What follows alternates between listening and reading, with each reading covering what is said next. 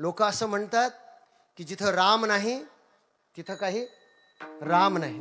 माणसातला राम गेला की राम संपला.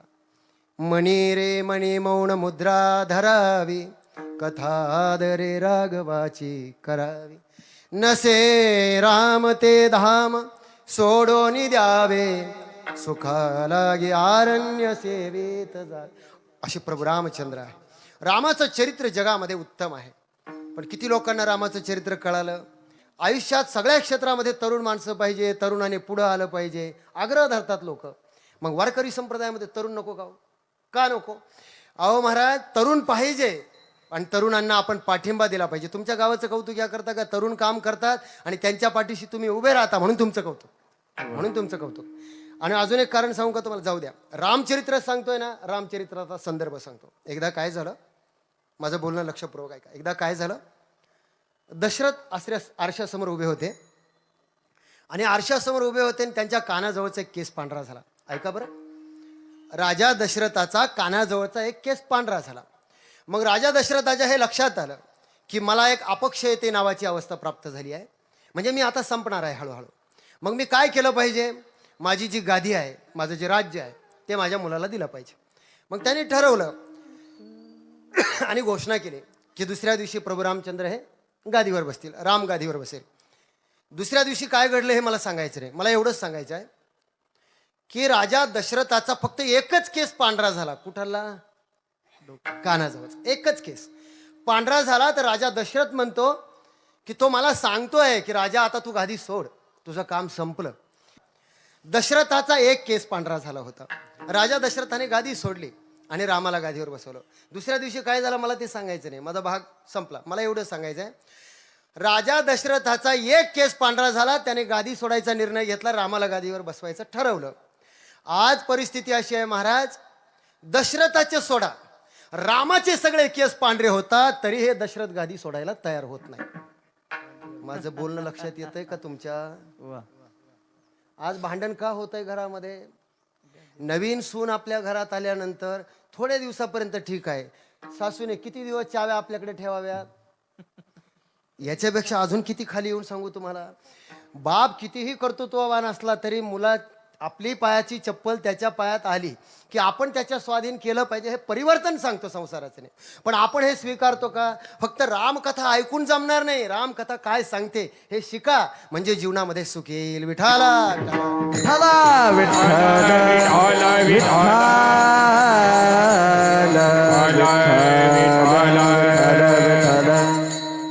म्हणून संतांचा हा अनुभव आहे.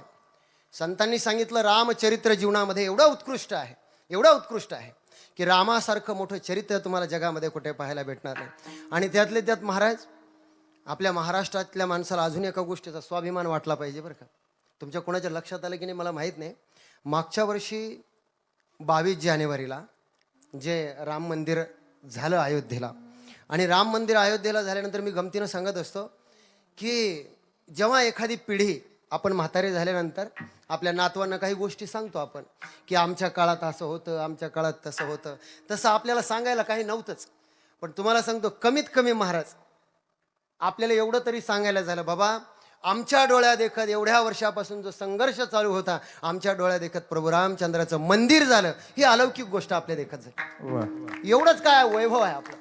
आणि राम मंदिराचं अजून एक वैभव तुम्हाला सांगतो. महाराष्ट्रातल्या माणसाची छाती फुगून येते हा ऐकल्यावर. ऐका बरं, काय विशेष आहे.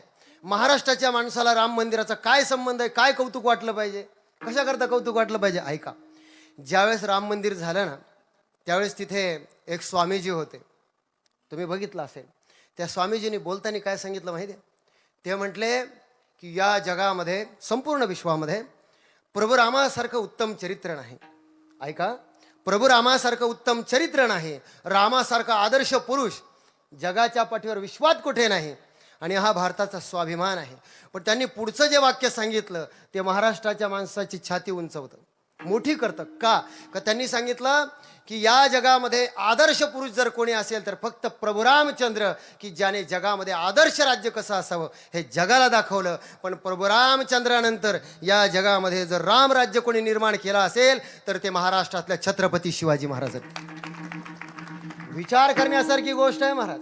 प्रभू रामचंद्रानंतर सरळ जर आमच्या छत्रपती शिवाजी महाराजांशी तुलना होत असेल तर विचार करा, आम्ही आमच्या राजाला देव का म्हणतो हे आम्हाला जगाला सांगता आलं पाहिजे. विठाला विठाला विठ्ठल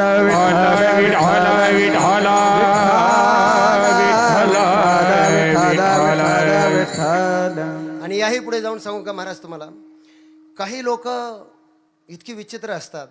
जेव्हा राम मंदिर नव्हतं ना, काही लोक कुठं डोकं लावतील काही सांगता येत नाही बरं का. ती काय म्हणायची आम्हाला, महाराज खरं सांगू का तुम्हाला, आता आम्ही जरा विद्यापीठामध्ये वगैरे शिकलेल्या लोकांमध्ये राहतो, त्यांचा अनुभव काय सांगतात माहिती आहे की ते, महाराज काय अडचण आहे होती, जागा विकून टाकायची, दुसरीकडे मंदिर बांधायचं, जागा काय कमी आहे का देशामध्ये, राम मंदिर तिथंच कशाला पाहिजे. ऐका बरं का, शंका आहे काही लोकांची, तिथंच कशाला पाहिजे. बरं त्यांचा तर्क काय माहिती आहे का, ते काय म्हणतात, ते म्हणतात महाराज तुम्हीच तर कीर्तनात सांगता ना, कहा पगडारू देखे अनेरा. काय सांगितलं संतांनी, कहा पगडारू देखे अनेरा. अरे जिथं पाहावं तिथं सर्वाभूती पाहे एक वासुदेव पुसोनी आठाव अहम तेचा. सगळीकडे ईश्वर आहे. मग सगळीकडे जर ईश्वर आहे, सगळीकडे जर देव आहे, दगडात आहे, मातीत आहे, पाण्यात आहे, देहादेही एक सर्वत्र आहे. किती प्रमाण आहे, खूप प्रमाण आहे. पण असं असताना सुद्धा तुम्हाला अयोध्येतच राम मंदिर कशाला पाहिजे, बरोबर आहे की नाही त्याचं. कारण तुम्हाला सांगतो, परमार्थ करणाऱ्यापेक्षा परमार्थ न करणारी माणसं परमार्थ करणाऱ्याला अडचणीत आणतात बरं का. माझा अनुभव सांगतो तुम्हाला. एवढे विचार आपण जर कीर्तनात म्हटलं ना, महाराज आईबापाची सेवा केली पाहिजे, एकाने मला अडचणीत आणलं, तो काय म्हणतो, महाराज तुम्हीच तर त्या दिवशी दशक्रिया विधीच्या कीर्तनात सांगितलं, कवनाचे मायबाप कवनाचे गणगोत, आता वृद्धाश्रमात टाकतो आईबापाला, करतो काय. मला सांगायचं काय आहे, सगळी प्रमाणे आपण संतांची आपल्या हिशोबाने काय आहे. एकदा एसटी मध्ये प्रवास करत असताना एसटी मध्ये लिहिलेलं असतं, काय लिहिलेलं असतं, धूम्रपान करण्यास सक्त मनाई आहे, तंबाखू खाण्यास मनाई आहे. एकदा काय झालं, तो एसटीचा जो ड्रायव्हर होता ना, तोच बिडी प्यायला लागला. आता मला न राहून, त्यावेळेस मी एसटीनं प्रवास करायचो, न राहून त्याला विचारलं, का हो म्हटले, भाऊ एसटी मध्ये बाकीच्या लोकांनी बसलेल्या लोकांनी जर समजा नियम तोडला ते एक वेळ मी समजू शकतो, पण तुम्ही एसटीचे कर्मचारी आहात, तुम्हाला तर नियम लागू आहे ना. काय लिहिलंय एसटी मध्ये, धूम्रपान करण्यास सक्त मनाई आहे, तुम्ही बिडी नाही प्यायला पाहिजे, सिगरेट नाही प्यायला पाहिजे. तो काय म्हटला माहितीये का, हुशार माणसं बघा बरं कसं डोकं लावतात.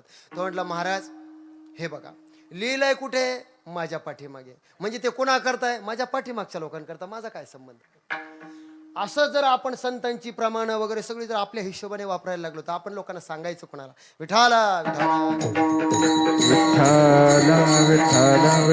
असं. मी सांगत काय होतं, कुठून चाललं होतं की एका माणसाने सांगितलं, महाराज जगात जर सर्वत्र ईश्वर आहे तर तुम्हाला अयोध्येतच मंदिर कशाला पाहिजे. काय उत्तर द्यावाला. मी त्याला एकच उत्तर सांगितलं. आता तुम्हाला साधा प्रश्न विचारतो, जगामध्ये हवा नाही का हो, सगळीकडे आहे हवा, आहे का नाही. आता प्रश्न आहे का, हे उत्तर कोणी दिलं माहिती आहे का, या देशातले प्रसिद्ध रामकथाकार मुरारी बापू, त्यांनी एका इंटरव्ह्यूमध्ये हे उत्तर दिलं. मला खूप आवडलं, म्हणून मुद्दाम त्यांचं रेफरन्स, त्यांचा संदर्भ देऊन सांगतो. त्यांनी सांगितलं, जगामध्ये हवा नाही का, हवा सगळीकडे आहे, पण हवा सगळीकडे आणि तुमचं पंक्चर झालं बरं का, गाडीचं चाक पंक्चर झालं. आता तुम्ही असं कधी म्हटले का, गाडी उभी करायची, ये हवा घुस, ये हवा घुस, घुसली का कधी. विशिष्ट ठिकाणी जावं, हे महाराजांनी उत्तर दिलं. कुठे जावं लागतं, विशिष्ट ठिकाणी जावं लागतं आणि मग हवा भरवावी लागते. माणसं पंक्चर झाल्यावर सुद्धा विशिष्ट ठिकाणीच जावे लागतील ना.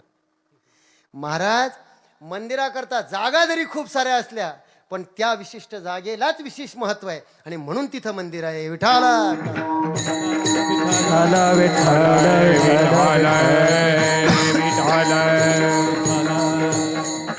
म्हणून आमच्या संतांनी म्हणावं, बाबा तुम्ही विचार करा, परमात्मा तसा निर्गुण निराकार, निर्गुण निराकार असलेला परमात्मा जर त्याची भक्ती तुम्हाला आम्हाला जर करता आली असती, निर्गुण निराकाराची भक्ती करता येते का, नाही करता येत. ज्ञानोबराय ज्ञानेश्वरीत फार छान सांगतात, द्रष्टा श्री गुरुमूर्ती न रिगताची दृश्यपंथी तरी काय उपासिती अकळता तो, की तो रूपाला आल्याशिवाय त्याची पूजा करता येत नाही, तो रूपाला आला पाहिजे. अहो महाराज सोपं प्रमाण सांगतो, अव्यक्त निराकार नाही जा आकार, जे थोरे चराचर हरिसे भजे, जे तुने चराचर हरिसे भजे, जे तुने चराचर हरिसे भजे. अव्यक्त निराकार नाही जाकार, जे थोरे चराचर हरि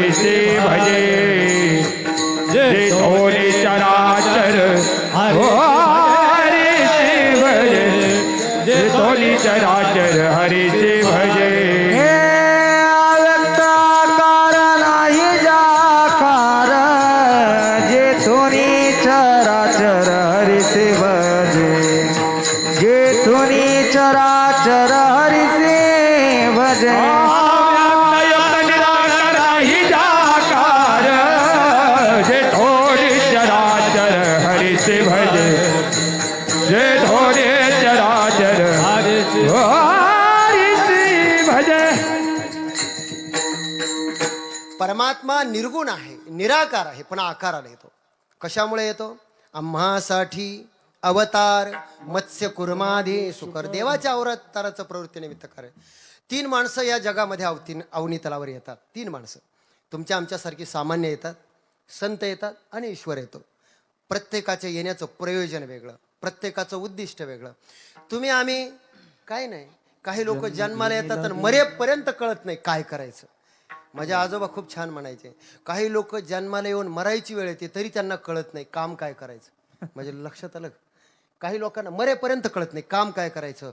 संत येतानाच ठरवून येतात, आम्ही वैकुंठवासी आलो याची कारणासी बोलिले जे.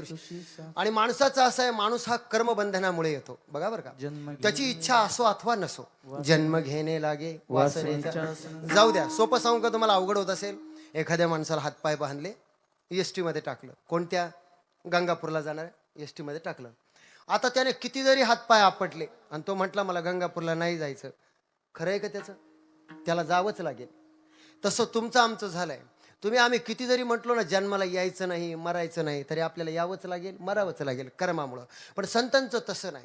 संत स्वतःच्या इच्छेने येतात. बुडत हे जन न देखवे डोळा, येतो कळवळा म्हणून. सर्वसामान्यांचा कळवळा येतो, प्रेम जीवनामध्ये आहे सर्वसामान्य विषय, म्हणून अवताराला येतात. मी ज्या संतपीठामध्ये शिकवतो त्या संतपीठामध्ये जगद्गुरु तुकोबरायचा गाथा माझ्याकडे शिकवण्याकरता आहे. जवळजवळ महाराष्ट्रातले नाही, देशातले नाही, परदेशातले सुद्धा विद्यार्थी आहे. केनिया, दुबई, इंडोनेशिया, अमेरिका, वेगवेगळ्या देशातले विद्यार्थी आहे. मी बऱ्याच वेळ जेव्हा कीर्तन करत होतो लहानपणापासून, तेव्हा खरंच महाराज असा विचार करायचो कधी कधी की लोक म्हणतात महाराज पुराणातली वांगी पुराणात राहू द्या, काय तुमच्या संत साहित्याला कोण उद्या विचारणार आहे, असं तरुण पिढी आता विचारायला लागले.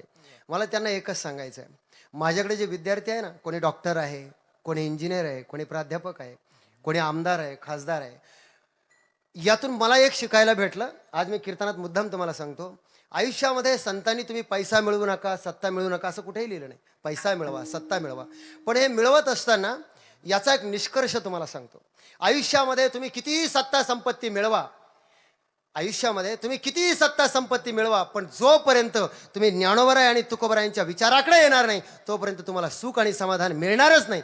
काळ्या दगडावरची रेघ आहे, मिळणारच नाही. हा जगाचा अनुभव सांगतो तुम्हाला मी. नाहीतर बघा तुम्ही, या जगामध्ये रावणा इतका मोठा राजा झाला ज्याच्याकडे काहीच कमी नव्हतं. तुमच्या आमच्या संपत्तीचं मोजमाप नाही सांगत. रावण किती मोठा राजा होता, इतका मोठा होता की मी गमतीनं म्हणत असतो, विक्रम भाऊ, मी गमतीनं म्हणत असतो, मला वाटतं आज जर रावण असता आणि जर निवडणुकीला उभा राहिला असता, काय वाटतं बरं तुम्हाला, दुसऱ्याने फॉर्म तरी भरला असता का? बरं, संपत्ती किती होती? संपत्ती एवढी होती की तुकोबरायला लिहावं लागलं, सांगाती कवडी गेली नाही, हो सांगाती कवडी गेली नाही, सांगाते कवडी गेली नाही, सांगाते कवडी गेली नाही.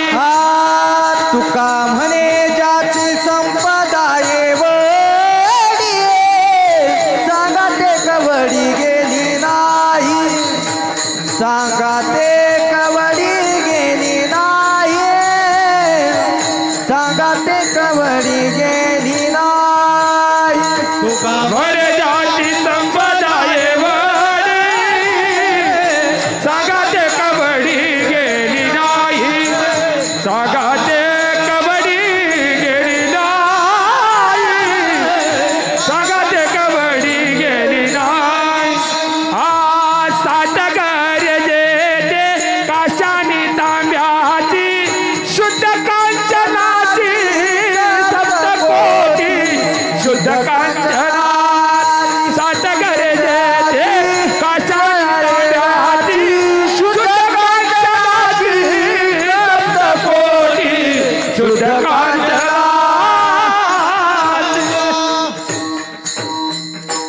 वा, काय सुंदर प्रमाण महाराजांनी दिलं. किती संपत्ती होती रावणाकडं, एवढी संपत्ती होती की तुकोबरायांनी शब्द वापरले, लंके माझे घरे किती ती ऐका, सांगतसे संख्या जैसी दैसी. 5 लक्ष घरे, पाषाणाची किती होती, दगडाची किती होती, विटेची किती होती ती नाही सांगत, सोन्याची किती होती, सप्तकोटी घर. सोनियाची पुरी समुद्राचा वेडा समुदाय गाढा राक्षसाचा समुदाय गाढा राक्षसाचा सोनियाची पुरी समुद्राचा वेडा समुदाय गाढा राक्षसाचा समुदाय गाढा राक्षसांचा.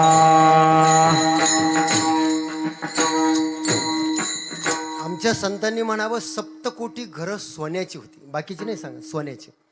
महाराज आमच्या घरच्या मंडळींना जर आपल्याला कधी एखाद्या सणावाराला नुसतं असं म्हटलं की या सणाला 2-4 ग्रॅमचा दागिना करा, तर आपल्याला अटॅक यायची वेळ येते. खरंय का नाही? पण एवढी संपत्ती ज्या रावणाकडे होती, तुका म्हणे ज्याची संपदा एवढी सांगतो कवडी. बरं, याच्या पुढे सिकंदरासारखा राजा झाला. किती संपत्ती होती त्याचा तर विचारूच नका. एका बाजूला सैन्य, एका बाजूला सगळी संपत्ती, आणि प्रेत यात्रा निघाली. एक गुरु महाराज समोरून येत होते, त्याचा शिष्य म्हटले, काय महाराज काय थापा आणता, आम्हाला सांगता सोबत काही नेता येत नाही. आणि बघितलं का म्हटले, सिकंदर सगळं सोबत घेऊन चालला. त्या गुरु महाराजाने शिष्याला दिलेलं उत्तर खूप सुंदर आहे, तुमच्या आमच्या करताय. अरे बाबा, जगात सोबत कोणी काहीच नेत नाही, पण तो सिकंदर जगाला सांगतो आहे की एवढी माणसं मी मिळवली, एवढी संपत्ती मी मिळवली, जाताना रिकाम्या हाताने जातोय. हे जगाला सोयरे संबंध काही सैन्य लोक सोयरे संबंध सैन्य लोक सोयरे संबंध सैन्य लोक सोयरे संबंध अंतकाळी ऐध्ये नायती कामासी अंतकाळी ऐध्ये कामाती अंतकाळी ऐध्ये नायती कामासी अंतकाळी ऐध्ये कामाती सोयरे संबंध सैन्य लोक सोयरे संबंध सैन्य लोक सोयरे संबंध सैन्य लोक सोयरे संबंध सैन्य लोक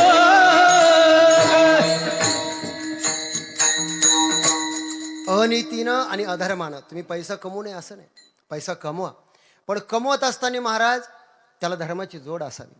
काय लिहिलं? जोडून या धन उत्तम व्यवहार. उत्तम व्यवहार लिहिला ना, काही करून कसं चालेल? अहो महाराज, संपत्ती यावी पण ती पुढच्या दाराने यावी, मागच्या दाराने.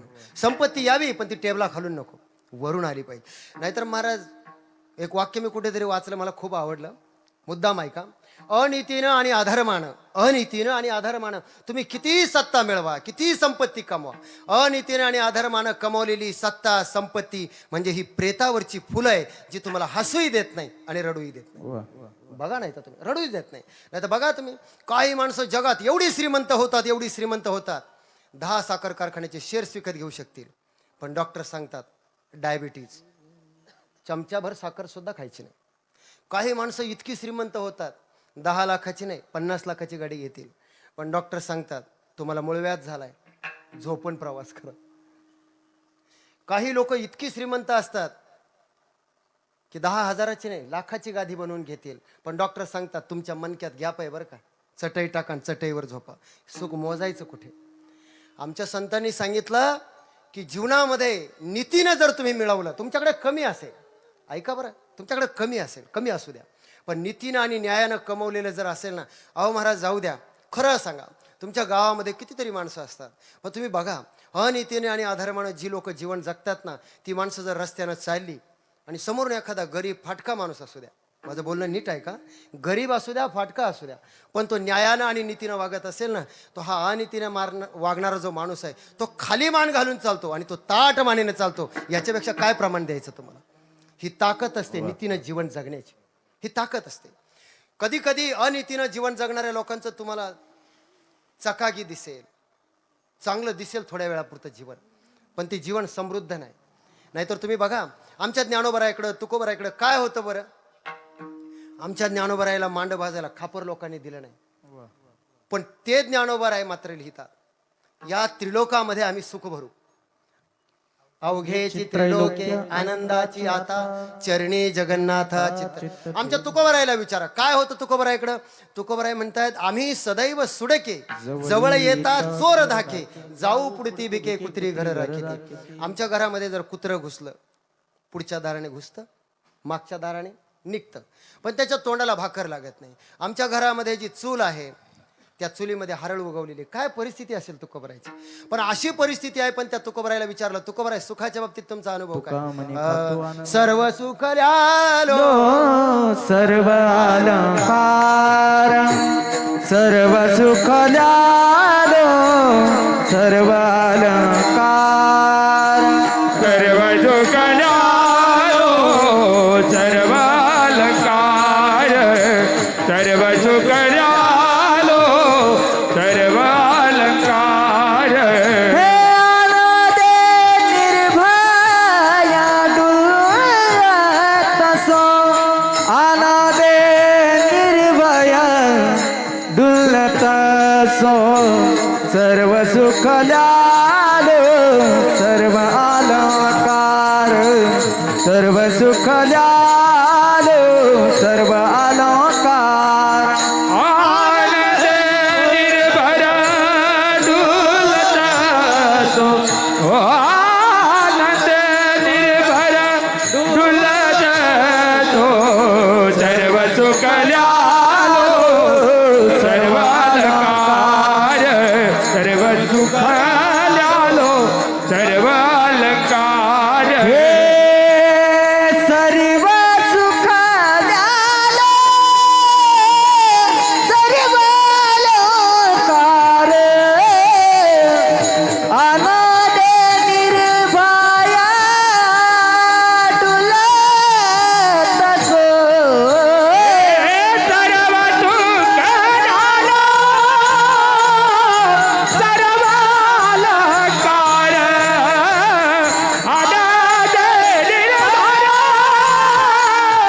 आनंद निर्भर डुलतो.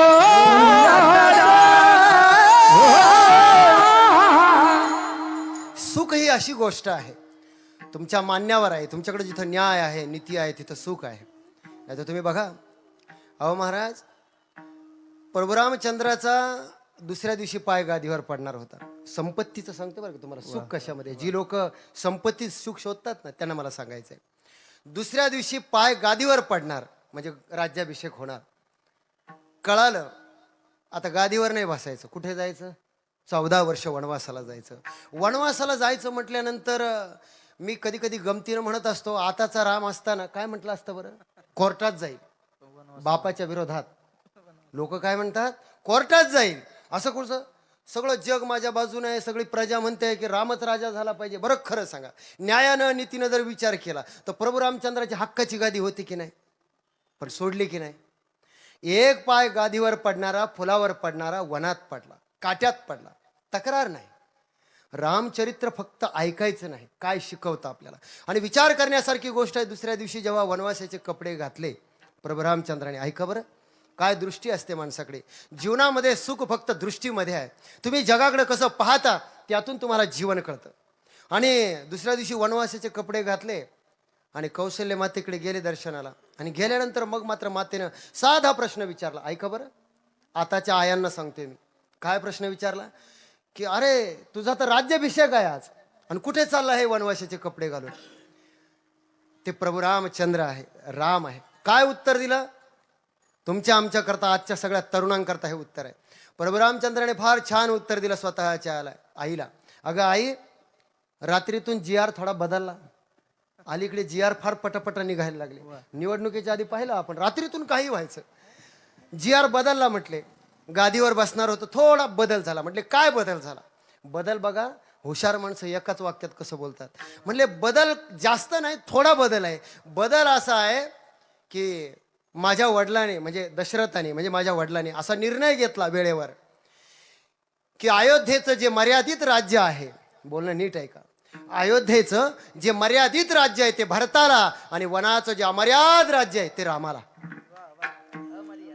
अमर्याद राज्य कुणाला रामाला. आणि वनाला जो राज्य म्हणू शकतो तोच प्रभू रामचंद्र होऊ शकतो. दुसऱ्याने प्रभू रामचंद्राच्या गप्पा आणायच्या नाही. आणि अजून एक गोष्ट तुम्हाला मी सांगतो, अलीकडच्या काळामध्ये सहज विषय निघाला म्हणून सांगतो, मुलीचे लग्न करणं किती अवघड झालं महाराज. कधी ऑब्झर्वेशन केलं का तुम्ही याच्या मागची कारणं काय आहे? लोकांच्या अपेक्षा एवढ्या वाढल्या की लोकांना लग्न करतानाच मुलाकडं काय काय पाहिजे त्याची सगळी यादी आहे. ऐका बरं, मुलांकडे यादी आहे, काही गौण नाही. प्रत्येक आईबापाला वाटतं मुलगा चांगला पाहिजे. पण आज कीर्तनातून तुम्हाला एकच गोष्ट सांगतो, तुम्ही कितीही संपत्तीवाला मुलगा पहा, कितीही पैशावाला मुलगा पहा, कितीही जमिनीवाला पहा, पण याची गॅरंटी आहे का तो तुमच्या मुलीला सुखात ठेवेल? असा बॉन्ड आहे का जगामध्ये? कुठेच नाही. कारण रामाचा इतिहास असं सांगतो की जी जानकी माता आहे, सीता आहे, लग्नाच्या वेळी बापाच्या घरी किती ऐश्वर होतं महाराज? एवढं ऐश्वर होतं. पण एवढं ऐश्वर असताना सुद्धा लग्न झालं आणि लग्न झाल्यानंतर स्वतःच्या नवऱ्याचा राज्याभिषेक होण्याऐवजी 14 वर्ष वनवासात जावं लागलं. मला वाटतं आताचे आईबाप असते तर म्हटले असते, घटस्फोट करून इकडे ये, आम्ही सांभाळायला समर्थ आहोत, म्हटले असते की नाही? पण एक सांगू का महाराज, तुमची मुलगी सुखात राहावी असं जर तुम्हाला वाटत असेल, सगळ्या माता माऊल्यांना सांगते बरं का, तुमची मुलगी सुखात राहावी असं वाटत असेल तर तुमच्या जावयाकडे इस्टेट किती आहे, संपत्ती किती आहे, हे बघण्यापेक्षा तुमच्या मुलीला असे संस्कार द्या, असे विचार द्या की ती राजमहालात राहिली काय आणि जंगलात राहिली काय, तिथं स्वर्ग निर्माण करू शकते. हे सामर्थ्य संस्कारामध्ये असतं. हे सामर्थ्य संस्कारामध्ये असतं. नाही तर तुम्हाला सांगतो, संस्कारात एवढी ताकद आहे.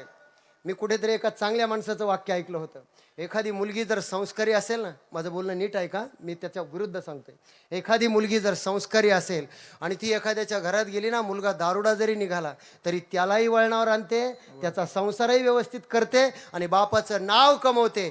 म्हणून असं म्हणतात की स्त्रीमध्ये परमेश्वराने एवढी शक्ती दिली, एवढं सामर्थ्य दिलं की तिनं जर ठरवलं तर ती नरकात जरी गेली, ऐका माझं बोलणं, स्त्री जर नरकात जरी गेली आणि तिनं ठरवलं तर त्या नरकाला ती स्वर्गात परावर्तित करते. हे सामर्थ्य स्त्रीचं आहे. हे सामर्थ्य स्त्रीचं आहे. पण याच्या उलट अजून दुसरा आहेर ऐकायचा राहिला तुमचा. एखादी स्त्री नरकात गेली तरी त्याला स्वर्गात परावर्तित करते, पण एखाद्या स्त्रीचा असा पायगुण असतो की ती स्वर्गात जरी टाकली तरी त्याचा नरक केल्याशिवाय राहत नाही. हे तिचं सामर्थ्य असतं. आपण ठरवायचं आपल्या मुलीला काय संस्कार द्यायचे. सीता आहे, 14 वर्ष वनवासाला जात. त्या लोकांनी सीतेचं चरित्र समोर ठेवायचंच नाही. अहो महाराज, पंक्तीमध्ये जर वाढायला सुरू झालं ना, काही स्त्रिया लगेच म्हणतात, अहो त्यांना डायबिटीज झालंय, त्यांना बुंदी वाढू नका, मला वाढा. असं म्हणणाऱ्यांना कसं राम कळू शकत नाही. आणि महाराज, अलीकडच्या लोकांना राम आवडत नाही. राम आणि कृष्ण म्हटलं की लोकांना राग येतो. अलीकडच्या काळामध्ये का राग येतो याचा विचार केला की तुम्ही कधी? का राग येतो? आणि आमच्या महाराज लोकांचा तर लोक खूप रागा करायला लागले आता. का माहितीये का? ते म्हणते महाराज हे राम कृष्ण सगळं काल्पनिक आहे. शिकलेले लोक काय म्हणतात, सगळं काल्पनिक, हे काही खरं नाही. कसा राम आवडेल लोकांना? माझं बोलणं नीट आहे का? कसा राम आवडेल? आवडूच शकत नाही. कसा राम आवडेल? अरे राम कसा आवडेल? राम काय शिकवतो जगाला? राम शिकवतो, काय शिकवतो? जे माझं ते भावाचं. ऐका, जे माझं ते भावाचं, भावाचं ते तर भावाचंच, पण माझं तेही भावाचं. साऱ्या गावाचे सातबारे स्वतःच्या खाली दाबून ठेवणारे यांना राम कसा आवडेल? माझं बोलणं लक्षात येतंय का तुमच्या? कसा आवडेल? म्हणून याच्याकरता सांगतो. अहो महाराज, काही लोक म्हणतात महाराज 2 एकर जमीन होती, कोरून 2.5 एकर केली. अशा लोकांना आम्ही रामकथा सांगायची का? रामकथा सांगायचं कोणाला? विठाला. हे विठ्ठल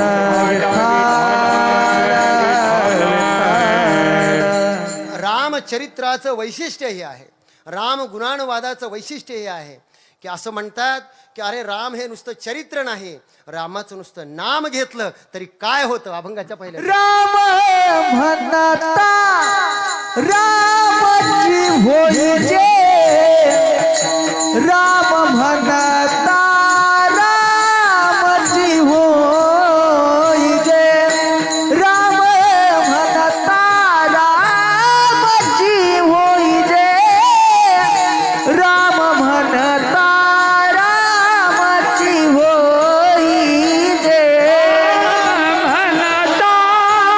रामाची होई रे, राम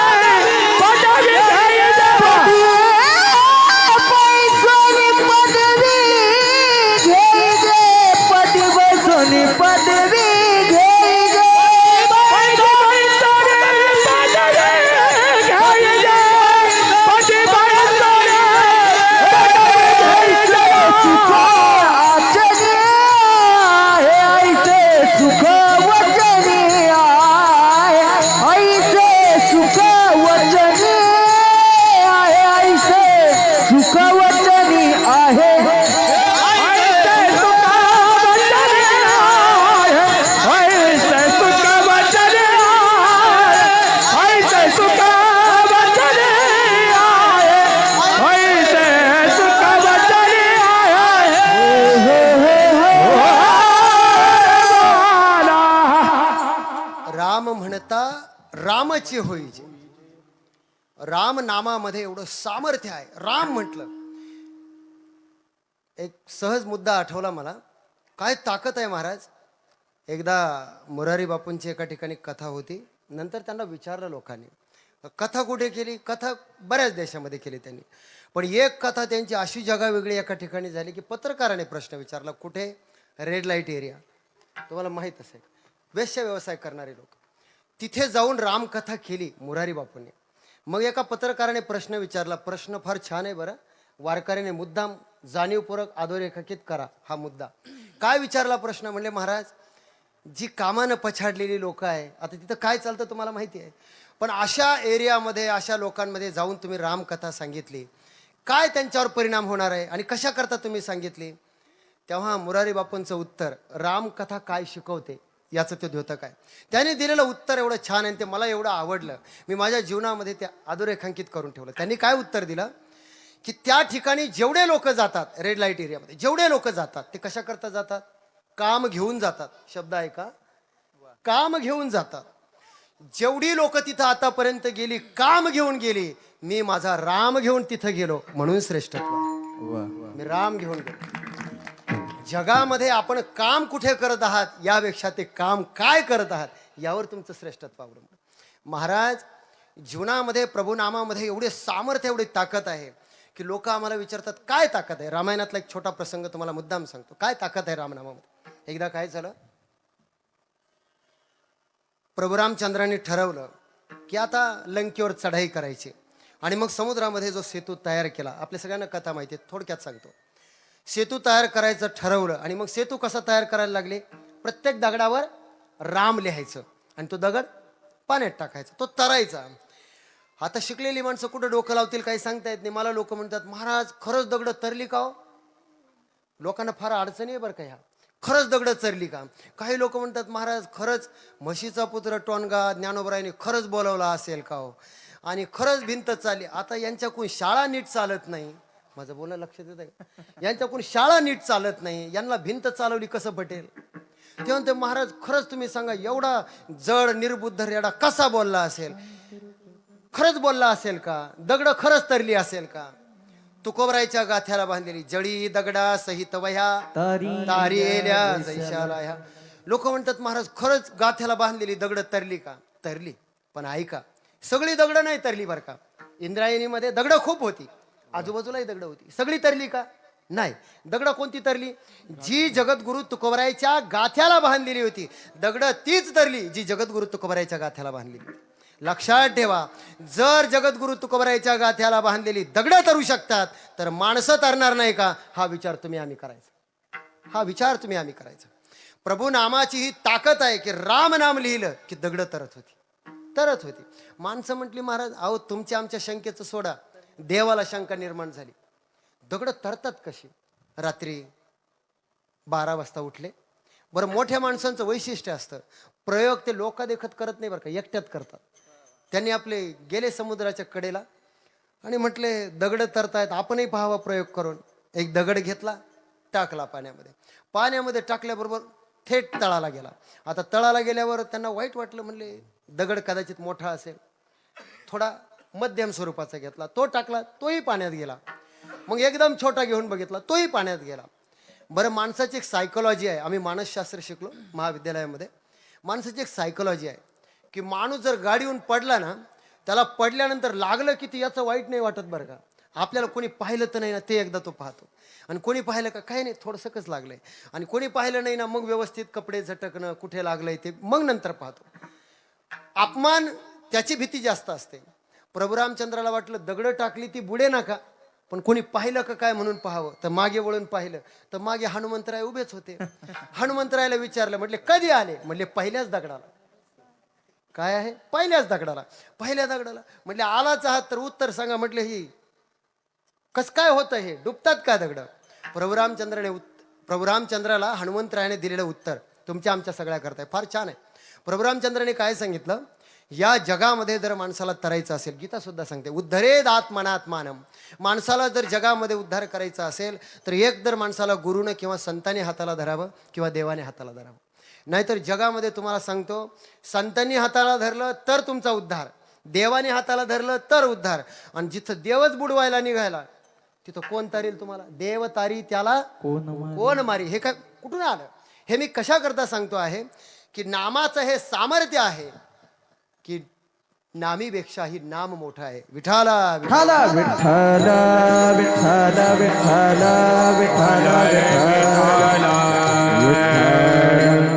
आणि रामचरित्रामध्ये प्रत्येक दृष्टांतामध्ये, प्रत्येक सिद्धांतामध्ये काहीतरी छोट्या छोट्या गोष्टी आपल्याला रामचरित्र शिकवतं, पण त्या आपण शिकल्या पाहिजे. याच घटनेमध्ये दुसरी घटना अशी आहे की तुम्ही जरा विचार केला की तो पूल बांधत असताना, पूल तयार करत असताना तिथे खारुताई होती. ती काय करत होती? स्वतः मातीमध्ये लोळायची आणि त्या पुलावर जायची आणि माती झटकायची आणि परत यायची. आता तिथं मोठमोठी वानरं, मोठमोठी दगडं घ्यायची, टाकायची. त्याने बघितलं एवढी एवढी खारुताई काय करते आहे, माती झटकते आहे. तिला विचारलं, तिने दिलेलं उत्तर खूप छान आहे. ती म्हटली की प्रभू रामचंद्राचं धर्मकार्य आहे. बोलणं ऐका बरं तिचं, खारुताईचं. प्रभू रामचंद्राचं धर्मकार्य आहे आणि या धर्मकार्यामध्ये आपलं काहीतरी खारीचा वाटा, तिथून शब्द आहे बरं का हा, खारीचा वाटा. तुम्हाला सांगतो, लोक म्हणतात महाराज आम्ही श्रीमंत नाही, आम्हाला सप्ताहाला द्यायला आमच्याकडे दान नाही. नसू द्या, मंडप झाडा, मंडप झाडा. काही नसेल सेवा करा, जी सेवा वाट्याला येईल. कचरा उचला. तुम्हाला कोणी सांगितलं परमार्थ करता पैसाच लागतो? देवा कारणे भाव तस्मात द्यावेन लगे फारसे. भाव पाहिजे फक्त. आपलं कसं झालंय माहितीये का महाराज, आपल्याला द्यायला खूप आहे आपल्याकडे, फक्त भाव नाही. काही लोक तुम्हाला सांगतात महाराज पंगत गुलाबजांबूची देतील, महाराज लोकांना घरी चहा प्यायला नेल्यानंतर दूध पाजतील, पण पाजताना त्यांच्या मनातला भाव असतो घ्या पिऊन, दुष्काळातूनच आलात तुम्ही, घ्या पिऊन, तुमच्या बापानं तरी पाहिलं होतं का, घ्या पिऊन. असं बोलल्यानंतर काय प्यावं वाटेल बरं? संतांनी काय सांगितलं? द्या, पण अंतःकरणातला शुद्ध भाव असावा. ती खारुताई काय म्हटली? हे बघा, मी जास्त काही करू शकत नाही, पण माझ्या अंगाला जेवढी माती लागते तेवढं झटकण्याचं काम करते. असं म्हटल्यानंतर ती म्हणली खारीचा वाटा, जेवढं मला देता येईल तेवढं. ते बाकीचे वानर हसायला लागले. तिला म्हटले तुझ्या एवढ्या एवढ्या मातीनं काय होणार आहे? माझं बोलणं नीट आहे का? तिला काय म्हटले? तुझ्या एवढ्या एवढ्या मातीनं काय होणार आहे?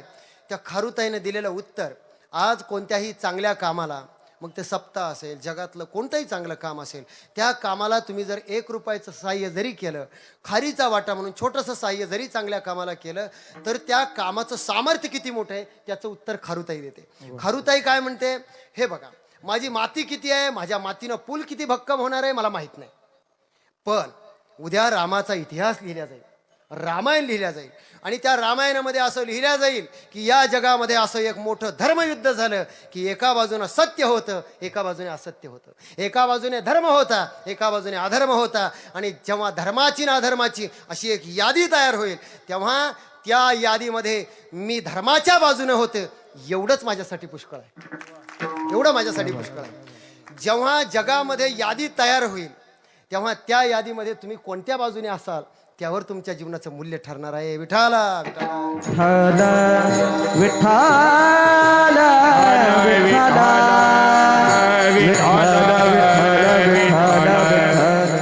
म्हणून आमच्या संतांनी म्हणावं, बाबा प्रभू रामचंद्राचं नाम सामर्थ्य, प्रभू रामचंद्राचं चरित्र हे इतकं मोठं आहे की जीवनामध्ये आपल्या जीवनाला तर ते पतितालाही पावन करतं. पण प्रभू रामचंद्राचं चरित्र आजही जीवनामध्ये, आम्ही जेव्हा महाविद्यालयामध्ये, मी कॉलेजमध्ये व्याख्यान देत असतो, तेव्हा एक गोष्ट नेहमी सांगत असतो की बाबा प्रभू रामाचं चरित्र आम्ही का अंगीकारायचं? महाराज अलीकडच्या काळामध्ये मला वाटतं, मुद्दाम मी त्याचा नामनिर्देश याकरता करतो की कालच मला वाटतं एक देहूचे तुकाराम महाराजांचे जे वंशज आहे, मुद्दाम मी त्यांचा उल्लेख करतो. काय? शिरीष महाराज. त्यांनी आत्महत्या केली.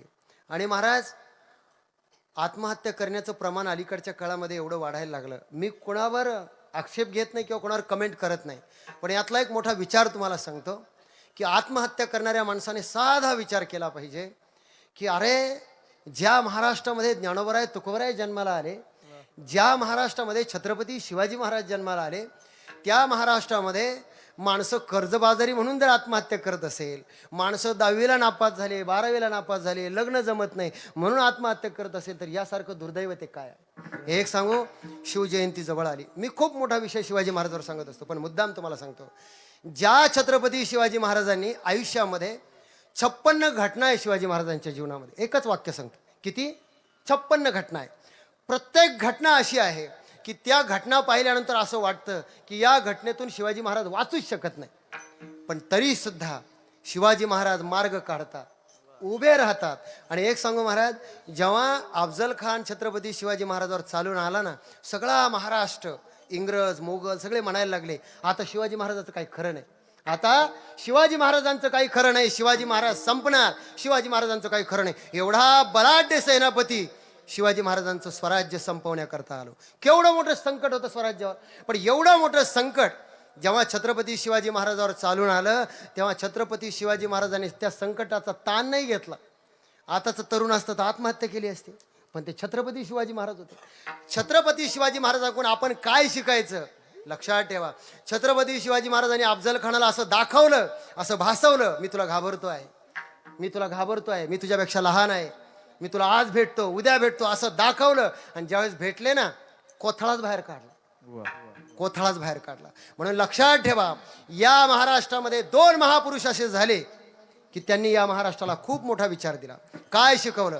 या महाराष्ट्रामध्ये 2 असे महापुरुष झाले की आयुष्यामध्ये किती जरी संकट आली तरी त्या संकटांचं ओझं कधीच डोक्यावर घ्यायचं नाही. आयुष्यामध्ये किती जरी मोठं संकट आलं तरी त्या संकटांचं ओझं कधीच डोक्यावर घ्यायचं नाही. त्या संकटांच्याही डोक्यावर पाय ठेवून उभं राहून जीवन कसं जगायचं हे छत्रपती शिवाजी महाराजांनी या महाराष्ट्राला शिकवलं, हे महाराष्ट्राला शिकवलं. ऐका, किती जरी संकट आली तरी त्या संकटांच्या डोक्यावर पाय ठेवून उभं कसं राहायचं, जीवन कसं जगायचं हे छत्रपती शिवाजी महाराजांनी शिकवलं. आणि समोर मरण जरी आलं तरी मरणालाही कसं जिंकायचं हे छत्रपती संभाजी महाराजांनी शिकवलं, हे छत्रपती संभाजी महाराज. या 2 महापुरुषांनी एवढा मोठा संघर्ष आपल्या समोर उभा केला, एवढं मोठं जीवनचरित्र उभं केलं. आणि अशा महाराष्ट्रामध्ये माणसं जर जीव देत असेल, आत्महत्या करत असेल तर यासारखं दुर्दैव काय आहे? विठाला विठाला विठ्ठल विठ्ठल विठ्ठल विठ्ठल विठ्ठल विठ्ठल. आणि एक सांगू का महाराज, दुर्दैवानं म्हणावं असं वाटतं की आज जगामध्ये असं म्हणतात की धर्मसत्ता आणि राजसत्ता या जगातल्या सगळ्यात मोठ्या सत्ता आहे बरं का, धर्मसत्ता आणि राजसत्ता. पण आज व्हायला काय लागलं?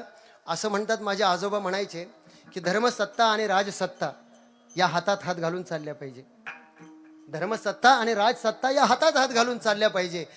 आणि याचं सर्वोत्कृष्ट उदाहरण जर इतिहासामध्ये कोणतं असेल तर छत्रपती शिवाजी महाराज आणि जगद्गुरु तुकोबाराय, ही 2 महापुरुष हातात हात घालून चालली. म्हणून तुम्ही बघा, धर्मसत्तेचं पीठ आहे जगद्गुरु तुकोबाराय, धर्मसत्तेचं पीठ आहे जगद्गुरु तुकोबाराय, आणि राजसत्तेचं पीठ आहे माझे छत्रपती शिवाजी महाराज. हे 2 महापुरुष एकत्र आले म्हणून महाराष्ट्रात काय बदल झाला हे आपण पाहिलं, वेगळं सांगायची गरज नाही. पण आज धर्मसत्ता आणि राजसत्ता या हातात हात घालून चालत नाही, पायात पाय घालतात.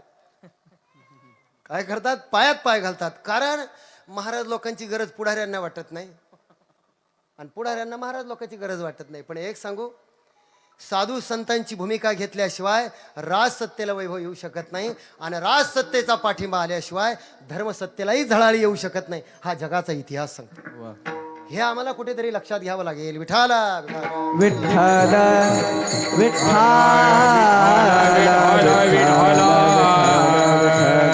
म्हणून आमच्या संतांनी सांगितलं की ज्या प्रभू रामचंद्राचं मंदिर तुमच्या गावामध्ये आहे, ज्या प्रभू रामचंद्राच्या मंदिराच्या वर्धापन दिनाच्या निमित्तानं आपण हा मोठा सोहळा करतो, त्या प्रभू रामचंद्राचं जीवन आपल्याला हे शिकवतं की आपल्या जीवनामध्ये कितीही चढ उतार येऊ द्या, पण स्थिर राहून जीवन कसं जगायचं हे प्रभू रामचंद्राचं चरित्र आपल्याला शिकवतं.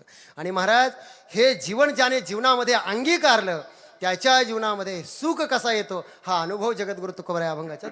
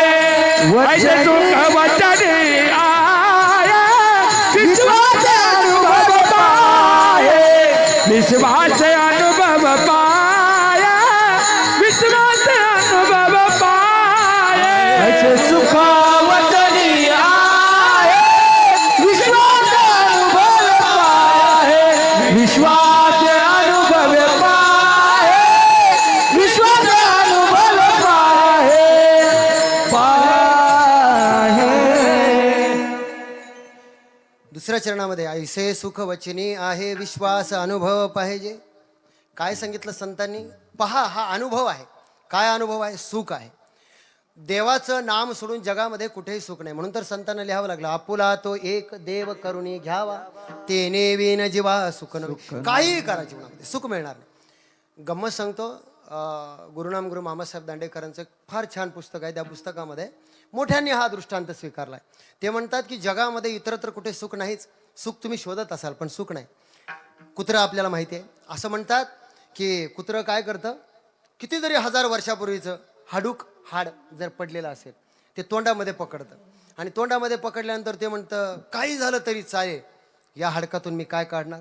रक्त काढणार. आता माझा तुम्हाला प्रश्न आहे, आता इतकं जुनं हाडूक ते, त्याच्यात रक्त आहे का हो? नाहीच. पण ते काय म्हणतं? म्हटले महाराज लोक सांगत असतात जगात सुख नाही, हे त्यांचा धंदा आहे, ते सांगत असतात, ते एवढं मनावर घ्यायचं नाही. म्हटले याच्यातून रक्त काढणारच. असं म्हटल्याबरोबर ते काय करतं, हाडूक तोंडामध्ये पकडतं आणि उगं आपले भाऊबंद खाऊ देणार नाही म्हणून कुठेतरी एकांतामध्ये जागा शोधतं आणि तिकडे जाऊन बसतं. आणि तिकडे जाऊन बसल्यानंतर मग त्या ठिकाणी ते चावा घ्यायचा प्रयत्न करतं. आता त्या हाडकामध्ये रक्त नाही पण ते फोडण्याचा प्रयत्न करतो. बरं, ते होतं असं की फोडता फोडता फोडता रक्त तर काही हाडकातून निघत नाही, पण ते हाडूक फुटतं, त्याच्या ज्या किलचा निघतात त्या त्याच्या हिरड्यात घुसतात आणि हिरड्यात घुसल्या की मग त्याला जखम होते, रक्त निघतं. मग काही रक्त त्या हाडकाला लागतं आणि काही रक्त त्याच्या जिभेला लागतं. मग तो म्हणतो, पहा कोण मूर्ख लोक आहेत, ते जगात म्हणतात रक्त नाही हाडकामध्ये, काढलं की नाही रक्त. आता हे रक्त त्याचं आहे का हाडकाचं आहे? सर्वसामान्य माणसाला विषयाची गरज पडते, साधू संतांना विषयाची गरज पडत नाही. कारण विषय येतो त्यांचा झाला नारायण, नावडे जनधन माता पिता. सामान्य लोकांचा हा विषय नाही. पण संत म्हणतात सुखा करता तुम्हाला परमेश्वराकडे यावं लागेल, संतांच्या विचाराकडे यावं लागेल, त्याशिवाय तुम्हाला सुख मिळणार नाही. करशील देवा विनाश, करशील देवा अवघी होईल निराश, अवघी होईल निराश. कृष्णा वाढविसी बहुवास, कृष्णा वाढविसी कधी सुखासी न पावासी, कधी सुखाची कधी सुखासी न पावासी, कधी सुखाची पावची. न करी दंभाचा सायास, न करी दंभाचा सायास, न करी दंभाचा सायास, न करी दंभाचा सायास. एवढी सुंदर माणसं जमा झाली म्हणणारे असं वाटायला लागलं 4 वाजेपर्यंत भजन करावं. पण तुम्ही थांबणार नाही. फक्त मला वाटलं घोंगडीवालाच तेवढा गुंतून राहील, बाकी जातील घरी. असं गमतीचा भाग नाही. आपली जवळजवळ कीर्तनाची वेळ संपत आली. एक 10 मिनिटं घेतो आणि विषय समाप्त करतो. हे तीनही शब्द एकत्र सांगतो. काय सांगितलं? सुख, विश्वास आणि अनुभव. रामनामामध्ये सुख आहे, हा विश्वास ठेवा आणि हा अनुभव आहे. तुकोबराय सांगतो, तुका म्हणे चाकोनी सांगे माझा अनुभव आहे अंगे. बस, संपलं कीर्तन. आता याचा संदर्भ कसा लावायचा? परमेश्वराच्या नावात सुख आहे आणि याच्यावर तुम्ही विश्वास ठेवा आणि हा अनुभव सांगतो. आणि परमार्थामध्ये बाकी काही नसलं तर चालेल, अनुभव पाहिजे बरं का. परमार्थामध्ये अनुभव पाहिजे. काही लोक महाराज तुम्हाला सांगतात, काही लोक आम्हाला म्हणतात महाराज 40 वर्षापासून ज्ञानेश्वरीची पारायण करतो, 40 वर्षापासून पंढरपूरच्या वाऱ्या करतो. कशाला मरायला करतो? अनुभव काय? एक तरी ओवी अनुभवावी, हे संतांनी का लिहिलं? अनुभव पाहिजे. अहो महाराज अनुभव नसेल ना सगळं फुकट आहे. आणि अजून एक गंमत सांगतो तुम्हाला, महाराज परमार्थ करू नये असं मी म्हणत नाही, पण परमार्थ करणाऱ्याची जबाबदारी आहे बरं का. आता जेवढी जुनी माणसं असतात, भजन करणारी, कीर्तन करणारी, प्रवचन करणारी, कोणी असो, तरुण माणसं जर परमार्थामध्ये आली तर यांना परमार्थ शिकवायचा, यांना भजन शिकवायचं, ही जबाबदारी कोणाची आहे बरं? जुन्या माणसाची आहे की नाही? त्याने शिकवलं पाहिजे. पण हा नवीन एखादा भजन करायला आला की तू स्वरातच म्हणत नाही, तू तालातच नाही. बरं खरं सांगा, हे जेव्हा जन्माला आले तेव्हा हे काय भीमसेन जोशीचे नातेवाईक होते का आल्याबरोबर यांचा स्वर लागला असं काही होतं का? काही लोक आम्ही कुठे ग्रामीण भागात कीर्तनाला गेलो ना, चहा प्यायला गेलो की ते पहिलं एवढंच पारायण, महाराज काही खरं राहिलं नाही परमार्थाचं. मी म्हटलं काय झालं? आम्ही एवढे 4 लोक सोडलो तर कोणी आमच्या गावामध्ये आता परमार्थ करणारे राहिले नाही. आम्हाला काळजी आहे, आम्ही गेल्यानंतर गावातल्या परमार्थाचं कसं होईल. मी मनात म्हणत असतो तुम्ही एकदा निघा, व्यवस्थित होईल, तुम्ही काळजी करूच नका. तुमच्या वाचून काय राहा. अहो ज्या लोकांना असा अहंकार आहे की आमच्यामुळं सप्ताह चाललाय, आमच्यामुळं परमार्थ आहे, त्यांना माझा एकच विचार नाही, अरे ज्ञानोबरायांना किती वर्ष झाली, तुकोबरायांना किती वर्ष झाली, त्यांच्या नावावर परमार्थ चालतो, तुमच्या आमच्या नाही, त्यांच्या नावावर चालतो. ज्ञानोबराय तुकोबरायचं नाव घेतलं की लोक उभे राहतात, कोणाच्या समोर उभे राहत नाही. आणि जी माणसं म्हणत असेल आमच्यामुळं हे सगळं, तुमच्यामुळं नाही, अरे तुमच्यामुळं घर नीट चालत नाही, घरचे म्हणतात तुम्ही बाहेर निघा, तुम्ही बाहेर गेल्याशिवाय आम्हाला सुचत नाही. ही आपली घरातली परिस्थिती आहे. तुम्ही काय सांगता? अहो महाराज, कोणाचं काम आहे हे? मी कशा करता सांगतोय की परमार्थ करत असताना आयुष्यभर परमार्थ करणारी लोक परमार्थाचा फक्त अहंकार बाळगतात. आम्ही एवढ्या वर्षापासून ज्ञानेश्वरीची पारायणं करतो. पारायणं किती केली त्यापेक्षा ओव्या किती समजल्या, अनुभव काय आहे. आणि हे मी सांगत नाही, आमचे संत सांगतात, एक तरी ओवी अनुभवावी.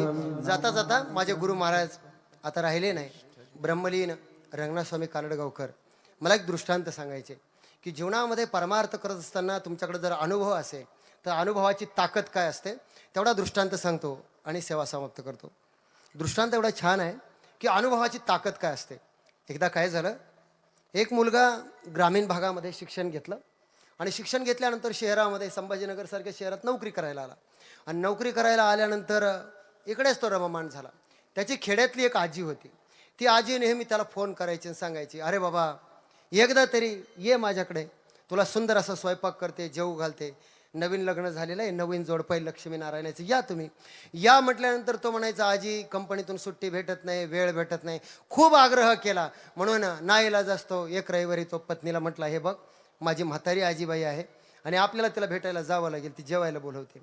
एक रविवारी दोघं नवरा बायको गेले. गेल्यानंतर महाराज तुम्हाला सांगतो, महाराष्ट्रातला सगळ्यात श्रीमंतीचा स्वयंपाक कोणता बरं? पुरणपोळी. मी नेहमी म्हणत असतो स्वयंपाक पुरणपोळीचा श्रीमंतीचा, पण पोट मात्र माणसाची गरीब झाली. पोहे खाल्ले ॲसिडिटी, चहा पिली ॲसिडिटी, कारण परिस्थिती अवघड आहे. आणि तुम्हाला याच्या पुढे गंमत सांगू का, ज्या पैठणमध्ये मी राहतो नाथ महाराजांच्या घरी रोज पुरणपोळीचा स्वयंपाक होता. हे वैभव होतं नाथ महाराज, काय स्वयंपाक असेल. आणि महाराज तुम्हाला सांगतो, स्वयंपाक करणारा करेल पण समोरच्याला पचलंही पाहिजे ना. आता पुरणपोळी पचत नाही बरं का. अहो महाराज, काही लोक आम्हाला सुद्धा गमतीनं म्हणत असतात, महाराज तुमची तब्येत सुद्धा खूप बारीक आहे, जरा तब्येत सुधारली पाहिजे, तुमचं काय वजनच पडत नाही, आता काय दगड बांधू कमरेला, करू काय आता. मी हे सांगतो कशा करतो, काय म्हणतील काय, पण अनुभवाकरता हे सांगतो आहे. जेव्हा तो मुलगा ग्रामीण भागामध्ये आला, त्या आजीनं सुंदर असं स्वयंपाक केला, त्याला तो आवडला.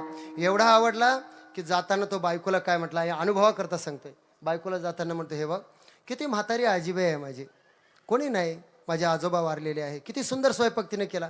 म्हटलं हे बघ, शहरात गेल्यानंतर तुला जेवढं सामान लागेल तेवढं आणून देतो, पण एक दिवस असा स्वयंपाक कर. आता मी माता माऊलीने एक प्रश्न विचारतो, स्वयंपाक चांगला होण्याकरता बाई सुगरण पाहिजे का माल ट्रक भर पाहिजे? काय पाहिजे? बाई सुगरण पाहिजे. तुम्हाला सांगतो, साहित्य कमी असू द्या, रात्रीची उरलेले भाजीचे धपाटे जरी केले, बाई सुगरण असेल तर चांगली करते. पण एखाद्या बाईला जर स्वयंपाकच येत नसेल तर तुम्ही कितीही साहित्य द्या, साहित्याचा नाश होतो, स्वयंपाक होत नाही. सुग्रणबाई तिथं नाश्ता केला, गुळ तो घातला भाजी मध्ये, गुळ तो घातला भाजी मध्ये. सुग्रणबाई नाश्ता केला, गुळ तो घातला भाजी मध्ये, गुळ तो घातला भाजी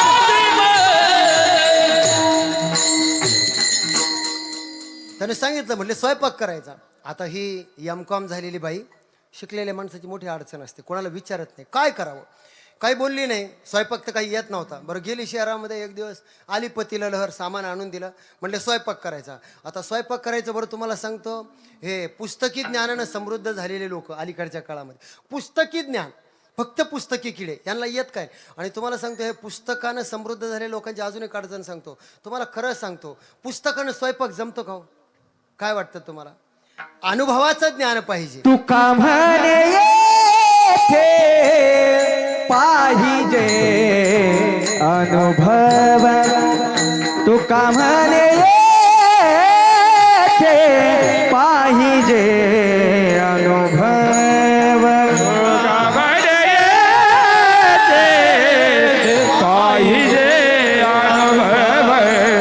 तुका म्हणे येथे पाहिजे अनुभव तुका म्हणे येथे पाहिजे अनुभव तुका म्हणे येथे पाहिजे अनुभव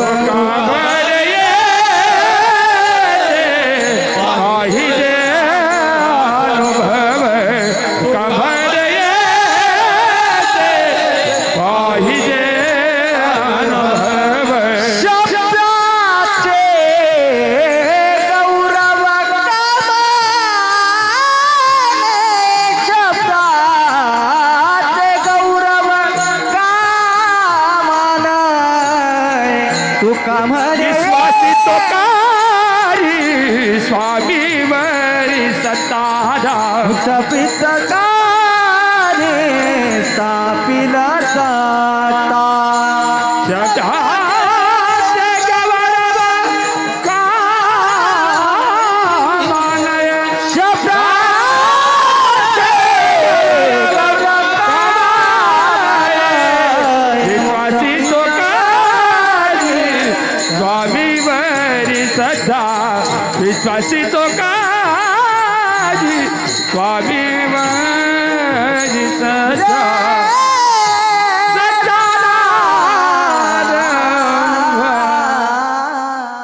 अनुभव अनुभव इतका महत्त्वाचा आहे. अलीकडच्या काळामध्ये ते ॲग्रिकल्चरचे कॉलेज निघाले. माझा भाऊसुद्धा MSc ॲग्री झाला आहे. ॲग्रिकल्चरमध्ये PhD झालेले लोक. पण तुम्हाला एक सांगतो, ॲग्रिकल्चरमध्ये MSc झालेली मुलं जरी असतील, किती जरी मोठमोठ्या डिग्र्या घेतलेल्या असेल, पण गावाकडं जर मकाची म्हणा कपाशीची म्हणा सरी पाडताना जर ती बिघडली तर ती हे ॲग्रिकल्चरमध्ये शिकलेल्या मुलांना नीट नाही करतायत. त्यांना पांबर किती फुटाची वखर किती फुटाचं सगळं माहिती असतं, पण ते नीट नाही करतात. ती नीट कोण करतं? आमचा अडाणी बाप, अशिक्षित बाप. तुका म्हणे अंगे भावे ते आपण तरीच महिमान येईल कळू. पाण्यातला मासा झोप घेतो कैसा जावे त्याच्या. अनुभव जीवनामध्ये महत्वाचा आहे. हे दुसऱ्याला जमत नाही, तो बाप नीट करतो, त्या शिकलेल्या माणसाला नीट करता येत नाही. पण परिस्थिती अशी आहे आणि शिकलेल्या माणसाला त्या गोष्टीचा अहंकार आहे. आमच्या कॉलेजचाच विषय सांगतो. एकदा काय झालं, आमचा 4-5 जणांचा ग्रुप होता आणि आमच्यामध्ये एका मित्राचं 12वी झाल्याबरोबर लग्न झालं. आता लग्न झाल्यानंतर परिस्थिती अशी आहे महाराज, ते घरी गेला 4-6 महिने व्यवस्थित चाललं. मग बायकोवर भांडण झालं की तो आमच्यामध्ये आला की येऊन बसायचं आणि सांगायचं, बाबा रोज बायकोवर भांडण होतं, काय करावं, काहीतरी उपाय सांगा. मित्राला विचारतात. मी म्हटलं, हे बघ, लग्न तुझं झालंय, आमचं काही लग्नाचा अनुभव नाही, तू आम्हाला कशाला विचारतो. पण आमच्यात एक अति आगाऊ होता. अनुभव नसताना सुद्धा सल्ला देण्याचं काम असतं काही लोकांचं. तो म्हटलं, हे बघ, मी तुला सांगतो, आत्ताच लायब्ररीमध्ये मी एक पुस्तक पाहिलंय, सुखी संसाराचे मंत्र. आता पुस्तक वाचून संसार जमतो असं वाटतं का तुम्हाला? पण तो म्हटलं, हे बघ, सुखी संसाराचे मंत्र, संसार कसा करायचा. आत्ता मी पुस्तक वाचलं.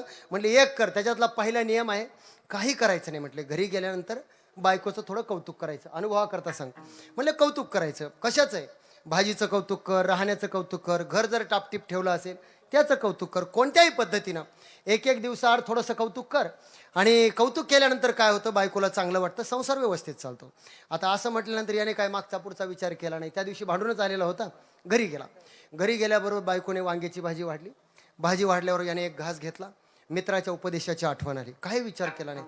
म्हटले, वा वा, काय वांग्याची भाजी. म्हटलं, कौतुक करा. वा वा, काय वांग्याची भाजी. म्हटले, मीठ जास्त झालं नाही, तिखट नाही, अशी वांग्याची भाजी आतापर्यंत पाहिली, अशी वांग्याची भाजी आतापर्यंत खाल्ली. वा वा, काय वांग्याची भाजी, आतापर्यंत अशी वांग्याची भाजी खाल्ली नाही. त्याचं ते बोलणं ऐकलं, बायकोचा पारा 120 वर गेला. इतका राग आला तिला, इतका राग आला, काहीच बोलली नाही. दणकण भाजीचं भांडं आपटलं. म्हणले, मी रोज एवढ्या प्रेमानं स्वयंपाक करते, कधी माझ्या भाजीचं कौतुक केलं नाही. आज शेजारनीकून भाजी मागून आणली तर कौतुकावर कौतुक चाललंय. तुमच्या लक्षात आलं का? तुका म्हणे अंगे व्हावे ते आपण. संत सांगतात, अनुभवाशिवाय जगामध्ये काही खरं नाही. हे मी या करता सांगतोय की ती जी पुरणपोळी करायची आहे, ही जी बाई आहे, दृष्टांताच्या बाहेर जाऊ नका, शिकलेली माणसं, हिला पुरणपोळी जमत नाही, कोणाला तरी विचारायचं ना, गेली बाजारामध्ये पुस्तक घेऊन आली, पंचपक्वान्न तयार करायचं. आता खरं सांगा, पुस्तक पाहून स्वयंपाक होतो का?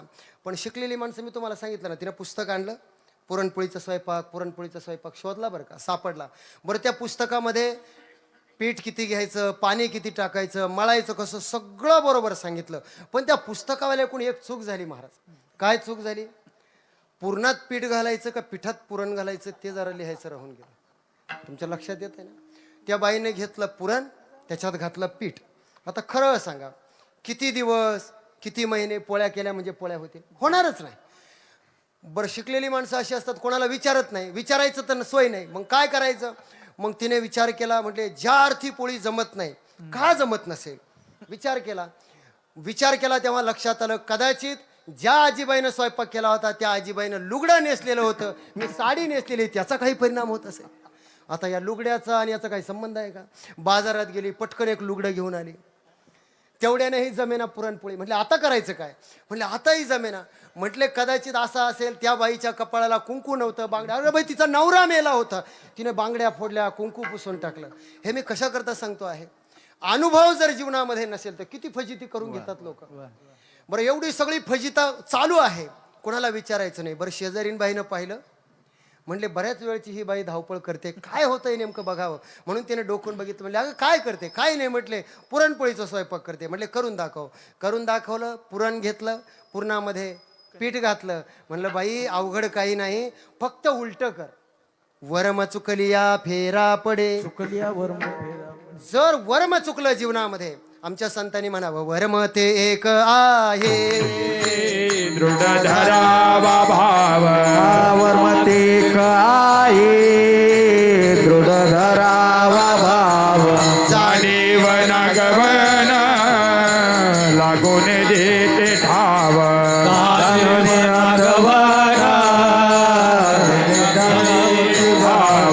मनवोनी संकटाके सेवी अद्वैत भाव. मनोने संकटाके सेवी अद्वैत भाव. तुका म्हणे आचे संते मागे केला उपाव. तुका म्हणे आते सते माग गेला थाव. तुका म्हणे हाची संती मागे केला उपाव. तुका म्हणे हाती सती माग केला पाय.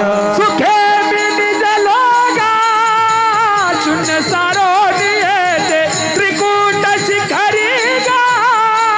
दान मिळे आई ते.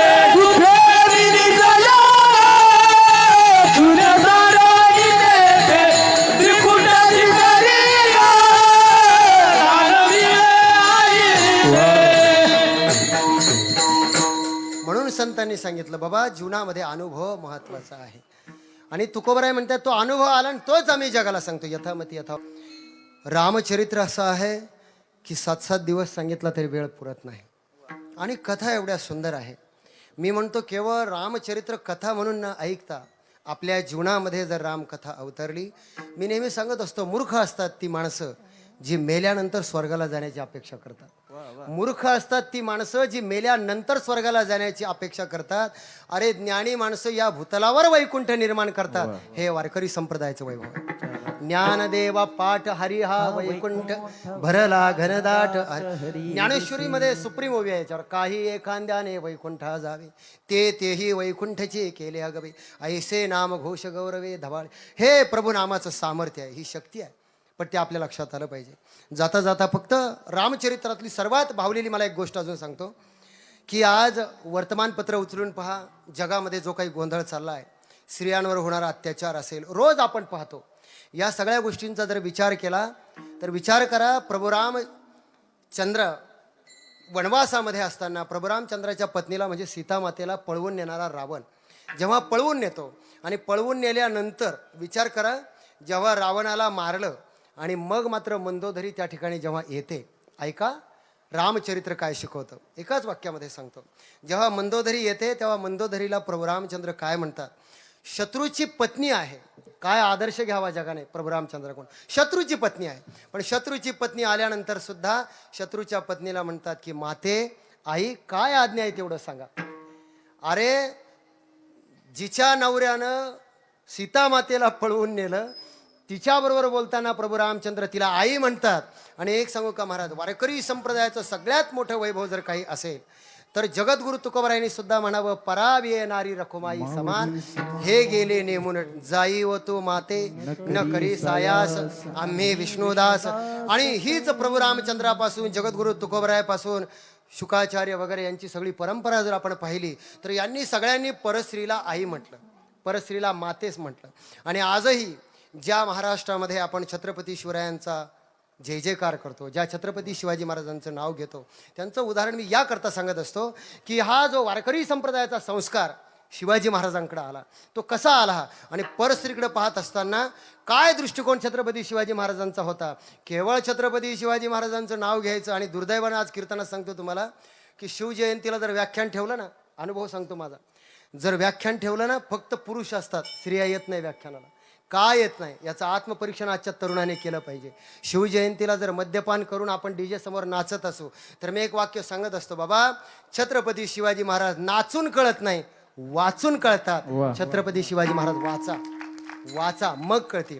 आणि जगातला एकमेव असा राजा आहे छत्रपती शिवाजी महाराज की जेवढे राजे आतापर्यंत झाले त्या सगळ्या राजांच्या दरबारामध्ये स्त्रियांना नाचवणारे राजे निर्माण झाले, पण स्त्रियांना वाचवणारा फक्त आमचा एकच राजा, त्याचं नाव होतं एकच राजा इथे जन्माला शिवनेरी किल्ल्यावर, एकच राजा इथे जन्माला शिवनेरी किल्ल्यावर. माझ्या देवाचं नाव गाजतंय गड किल्ल्याच्या दगडावर, माझ्या देवाचं नाव गाजतंय गड किल्ल्याच्या दगडावर. हे माझ्या राजाचं नाव गाजतंय गड किल्ल्याच्या दगडावर. एकच राजा इथे जन्मला शिवनेरी किल्ल्यावर, एकच राजा इथे जन्मला शिवनेरी किल्ल्यावर, किल्ल्यावर. माझ्या राजाचं नाव गाजतंय गड किल्ल्याच्या दगडावर, माझ्या बाबाचं नाव गाजतंय गड किल्ल्याच्या दगडावर. माझ्या राजाचं नाव गाजतंय गड किल्ल्याच्या दगडावर. मी सुंदर स्वराज्य निर्माण केले तलवारीच्या धारेवर, तलवारीच्या धारेवर, सुंदर स्वराज्य निर्माण केले तलवारीच्या धारेवर, तलवारीच्या धारेवर. रयतेसाठी प्राण झेडले आपल्या निधड्या छातीवर, आपल्या उघड्या छातीवर, आपल्या उघड्या छातीवर. प्राणपणाने लढले मावळे भरोसाच्या राजावर, भरोसाच्या राजावर. माझ्या देवाचं नाव गाजतंय गड किल्ल्याच्या दगडावर, माझ्या देवाचं नाव गाजतंय गड किल्ल्याच्या दगडावर. हे माझ्या राजाचं नाव गाजतंय गड किल्ल्याच्या दगडावर. एकच राजा इथे जन्मला शिवनेरी किल्ल्यावर, एकच राजा इथे जन्मला शिवनेरी किल्ल्यावर. माझ्या राजाचं नाव गाजतंय गड किल्ल्याच्या दगडावर, माझ्या राजाचं नाव गाजतंय गड किल्ल्याच्या दगडावर. माझ्या राजाचं नाव गाजतंय गड किल्ल्याच्या दगडावर. छत्रपती शिवाजी महाराज की जय वीर संभाजी महाराज की जय. वाव. शिवजयंती जवळ आल्यासारखं वाटायला लागलं. विठाला विठाला विठाला. ठाला विठ्ठला विठ्ठला. विठाला विठाला. जाता जाता एवढंच सांगतो, काय आदर्श आहे छत्रपती शिवाजी महाराजांचा. अहो महाराज, शाहिस्तेखानाला घाबरवायचं म्हणून शिवाजी महाराजांनी काय केलं, लाल महालावर छापा मारला. आणि असा छापा मारला की शाहिस्तेखानानं भुर्जी, उर्दू शब्द आहे, त्याला डायरी म्हणतात. त्या डायरीमध्ये त्याने फक्त एवढंच लिहून ठेवलंय. तो म्हणतो, छत्रपती शिवाजी महाराजांनी छापा मारला, वादळ वाऱ्यासारखे छत्रपती शिवाजी महाराज आले आणि होत्याचं नव्हतं करून निघून गेले. मला काही कळायचे, आज सगळं घडलं. आणि घडल्यानंतर तो आपली छाटलेली तिन्ही बोटं हातामध्ये घेतो आहे आणि विचार करतो की काय झालं, काय काय आपलं हरवलं, काय काय आहे हे सगळं शोधतोय. आणि तेवढ्यात शाहिस्ते खानाची बहीण जवळ आली. ऐका बरं का मी कशा करतात. शाहिस्ते खानाची बहीण जवळ आली आणि शाहिस्ते खानाला म्हणते की अरे भाऊराया, छत्रपती शिवाजी महाराजांनी माझ्या मुलीला पळवून नेलं. स्त्रीविषयी दृष्टिकोन काय होता शिवाजी महाराज, माझ्या मुलीला पळवून नेला असं जेव्हा शाहिस्ते खानाची बहीण म्हणते, तेव्हा शाहिस्ते खाना त्या भुर्जीमध्ये डायरीमध्ये लिहिलंय की अगं ताई, छत्रपती शिवाजी महाराज तुझ्या मुलीला हात सुद्धा लावणार नाही. जर त्याच्या एखाद्या मावळ्याने चुकून उचलून नेलीच असेल तर पोटच्या पोरीपेक्षाही जास्त काळजी घेईल आणि पुन्हा परत आणून घालील. हा विश्वास शत्रूला माझ्या राजावर होता. हा आदर्श आम्ही लक्षात ठेवला पाहिजे. पराविया नारी रखुमाई, आणि हा आदर्श महाराष्ट्राने स्वीकारला पाहिजे. मला वाटतं आज जर गुगलवर आकडेवारी पाहिली ना स्त्रीवर अत्याचार होण्याची, खरंच महाराष्ट्रामध्ये छत्रपती शिवाजी महाराजांचा, आमच्या ज्ञानोबराय तुकोबरायचा संस्कार आमच्यामध्ये शिल्लक राहिला का, हा विचार आम्हाला करावा लागेल. अहो महाराज, मी म्हणतो शिल्लक राहिला म्हणण्यापेक्षा गुन्हेगाराला शिक्षाही तेवढी मातब्बर आता होत नाही, हे सगळ्यात मोठं कारण आहे. आणि आज या निमित्तानं प्रभू रामचंद्राचं चरित्र असेल, छत्रपती शिवाजी महाराजांचं चरित्र असेल, त्यांनी जो विचार जो महाराष्ट्राला दिला, तो विचार न राहता तुमच्या आमच्या जीवनामध्ये तो अनुकरणामध्ये यावा, आचरणामध्ये यावा आणि तुमचं आमचं जीवन सुजलाम सुफलाम व्हावं. ज्या संतांनी हा श्रेष्ठ मार्ग आपल्याला दाखवला, एक वेळ त्या संतांचं भजन ज्ञानेश्वर